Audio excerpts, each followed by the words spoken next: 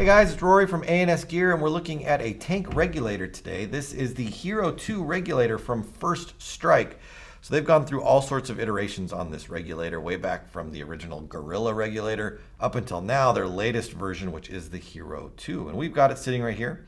This is a 4500 regulator. There are versions of it that are 3K versions. So if you have a different tank setup, you can get a version of the Hero 2 regulator for that tank as well. Has a micro gauge which reads to 5,000 psi. Obviously you can use any kind of gauge on here that you would like. I would recommend the micro gauge, leaving it on, because the body of the regulator is so thin that when you start to put this on tanks and then into guns, if you use a bigger gauge on here, you can have problems with it running into things. The gauge is going to stick out past the top flange or bottom right here, and as this screws into a tank, you might run into an issue where the gauge is hitting the tank or the gun. So stick with the mini gauge. It really fits the reg just right. It does have dual burst discs, so the 7.5 and the 1.8. Typically, when your 1.8 burst disc blows, there is an internal problem with the regulator, and that goes with any reg. It doesn't happen to only fall into this regulator category, but we're talking about Ninja or just standard regulators or HK regs, whatever it happens to be. When your 1.8 disc goes, the regulator isn't functioning properly, and that's the relief for it. So that's a telltale sign of a regulator issue on the inside. Could just be dirty, could have a bad O-ring, could have a bunch of things, but if your 1.8 goes, don't just replace the 1.8 and hope that it works. Service your regulator and replace the 1.8 disc. 7.5 on the other side typically goes just from overfilling. So if you blow your 7.5, you're just not being careful.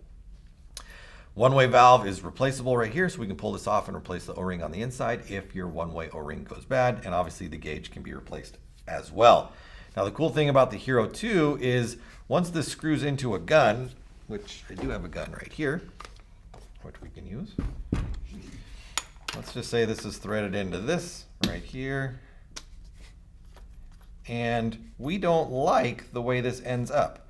This position right here, for me, since I am a right-handed player and I typically shoot with my right hand, I mean, I'm always changing hands, but if I had to switch to my left hand, you can see that the fill nipple is digging into my wrist right there. And on this way, the gauge is digging into my wrist on this side over here. That might not be comfortable for you. It's definitely not comfortable for me. So what I can do is I can remove this out. There is a magnetic collar that sits along here. I can lift this collar up, and this allows me to rotate the body of the regulator without changing really anything. This could be on the tank as I'm doing this. You want to make sure that your tank is empty, of course. Never make any reg adjustments with the tank under pressure. But you can lift this cap up, rotate it a little bit, and then set it back down. So let's try again and see where this ends up now. That's not bad. It's out of the way and out of the way.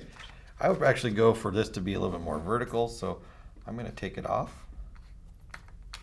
And I'm going to do one more adjustment where I'm going to bring this back one notch. And then I'm going to try again. Hopefully I went the right way. Yeah, there we go. So me being a dominant right-hand player, I got that fill nipple out of the way. I've got the gauge out of the way. Now nothing is poking into my arm in any way, and it's set up to feel comfortable for shooting all day. Even when I go back to my left hand over here, since this is in a vertical position back here, I don't even feel it with my left hand either. So that's what we got working right there. When it comes to servicing this style regulator, it's very simple as well. You're gonna need an Allen key. This is 3/16. We wanna make sure that there's no pressure in there. Put the 3/16 into the top and push the fill valve down. So we're gonna push it out of the way, and that allows the Allen key to go inside. And then we can rotate this off. Now it might take a little bit of time to get that off of there. I have a special Allen key actually at my desk that has a hole in it that allows it to slip right over the valve assembly right there. Makes it easier to take these off and on. But once this comes off,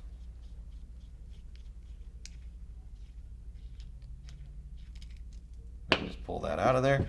This also makes it really simple to replace. Let's say you drop your tank and you damage this top part. This bends over super easy if you dropped it. You can pull this piece off and you can replace it. You damage your threads somehow, you can pull the threaded section off and replace it. Everything is replaceable on there. So we get to this section, we can pull our piston and spring. It makes it super easy to rebuild. And then they offer a shim set that comes inside the regulator. By adding these shims into the spring stack, you can create a higher pressure in there. So if I took this out and then dropped a shim on there and then put this back on, the pressure output would be higher, and so forth and so forth if you added more spring or more shims in there. Now, they do not recommend adding more shims than what they give you. You can get very inconsistent pressures with the regulator if you do that, but by putting these in there, you can control output pressures. And there's also spring kits you can buy.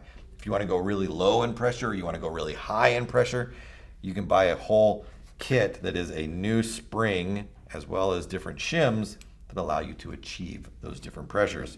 Let's go ahead and throw this back together. See really how simple it is to service and maintain this regulator. And that's it, we're back together. As when it comes to servicing or dealing with regulators, do not use any oil that is not a paintball branded oil. Nothing that is petroleum based as far as oils or greases, because under this immense pressure and heat, those things can ignite and catch fire. So only silicone based paintball greases and oils for anything inside your regulators on your tanks ever at any time. This is the First Strike Hero 2 reg, disassembly, reassembly, super simple to set up, adjustability. It's got everything you're looking for. Pick one up at ansgear.com.